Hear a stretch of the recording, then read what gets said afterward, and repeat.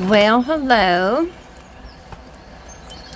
I was going to talk to you about my recharge because I'm always talking to you about putting the hydrogen peroxide in to kill everything that can harm your plant, between bacteria and mites and different things. But I never really talked to you about the soil because you need to put something back into it. And I apologize for the lighting, but you know, things still have their process. I'm just taking you through my normal process with these. So when I kill off all of the good microorganisms in the soil, I've got to put in back something. Normally I use Nectar of the Gods Zeus juice, but when they've been hit as much as I've been hitting them lately, because it's thrip season for me, and it is this stuff right here, and I'll show you how much to put in for your plants. Because I have a theory, I do like a quarter of what I would do for my normal plants with this, for all of my little house plants and things. Some of these aren't exactly house plants. So I'm going to take you through what I do when I go through. They just had their magnesium and calcium. And so I'm going to go through and hit them with a little bit of this. And as I go through, I'm going to show you how much that I use for each plant. I wish that I could somehow categorize this, but I'm not that clever to put it into chapters, but I'll try to move it along as quickly as I can. But I'm going to kind of work it in a little bit because my dog has a tendency to crave it and he wants to eat it. Oh, let me get you a better picture. Sorry, I'm just yip-yapping away and I'm kind of proud of my parsley there. But anyway, the cats and dogs are kind of attracted to it because there's like molasses in it.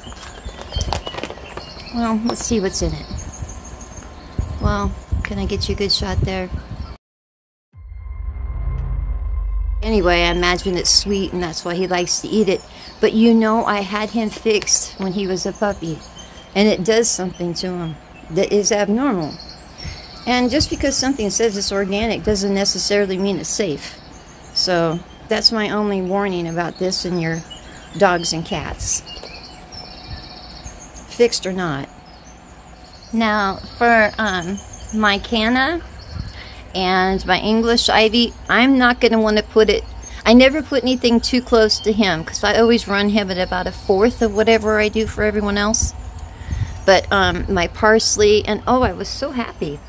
Oh, okay, I'm trying to keep this to what the video is about, but I am happy about this. My mint is coming back. So anyway, let me show you about how much I give this. Now it says about 1/2 teaspoon for every gallon, and so I just pretty much look at this one here, and I'm going to give it like I would give my normal big guys. I would have given this 2 gallons, so I'm going to go ahead and give it 1/2 teaspoon over here. And this is to help with your root system growth. I'm going to sprinkle it in over here a little bit. He can't really get over here, but we're just going to kind of get that stuff worked in there a little bit, and I'll add water to it later, but I was just showing you approximately how much I'd put in there.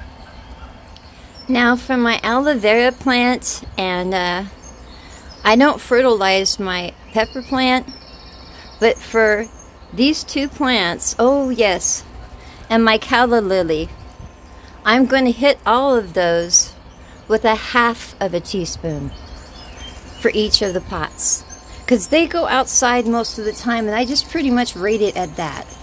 So with the aloe vera, it's kind of tricky because you don't want it to get caught. Oh, there we go. But all you have to do is water that in. That's how I do it, and it works out for me really well.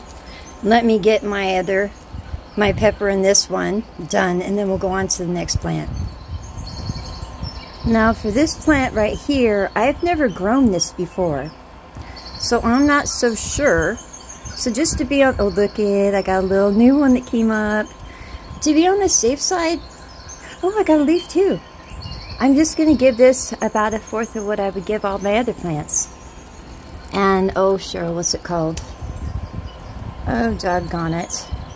I'll try to leave it in the description below or have it pop up on your screen like Mac did. Like magic. Hang on, let me show you about how much I give that. I just thought I'd bring you along with me today. I should have done this live or something. I know I've never done one. But, well, this is close. So, that was like a fourth of a half of a teaspoon. I just kind of, I use half of a teaspoon, and I just give it about a fourth of that. And then we'll go on. Now for my bromeliad, and I'm so sorry about the light, but they're on their own cycle and I have to just work with them. I do the same as I just did for that other plant, a fourth. So I guess that would be an eighth of a teaspoon. So let me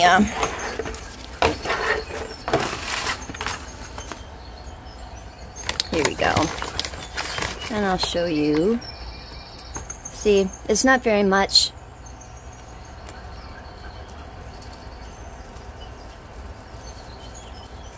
And I'll just come and water that in. It's not very difficult. As a matter of fact, I love this stuff because I can put it down, come in and water it in, and it just flows really well through everything. Don't leave it on too long though, it'll become sticky. And if you don't use a little shovel or something, it will all clog up in one area. So you need to kind of work it into the soil. Well, I'm just gonna, hang on, I'll show you. Okay. I just come along and kind of work it into the soil here. You can see all the little, they're not grow dots, they're, oh shoot, I forgot what their name is now. But that's my fertilizer I put on the top. But see, you just kind of work it into the soil.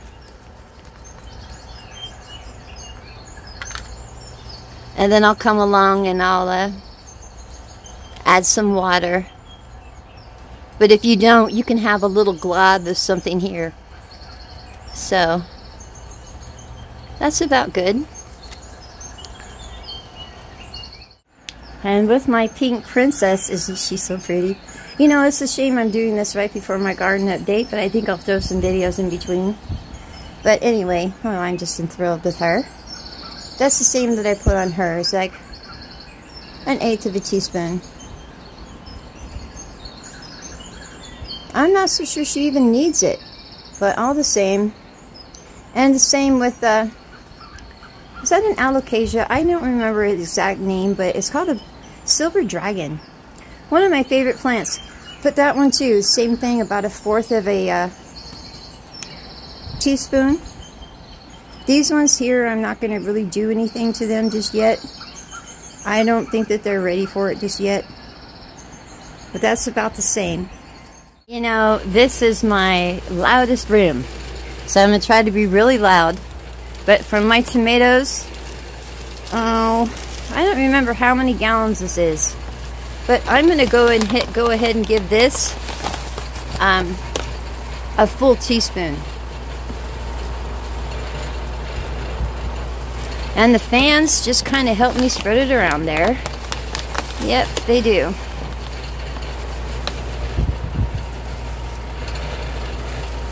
And we'll see how they, we'll see how they look on my update.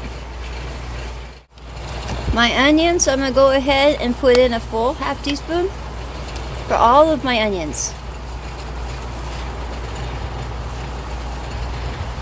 This one needs a bit of a jump start, so we're going to give it a half.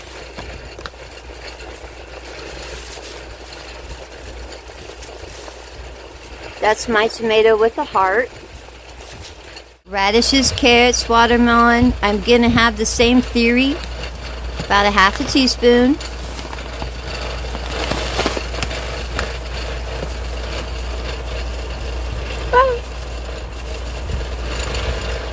Cilantro, same thing, about a half a teaspoon. Sorry about the wiggliness here.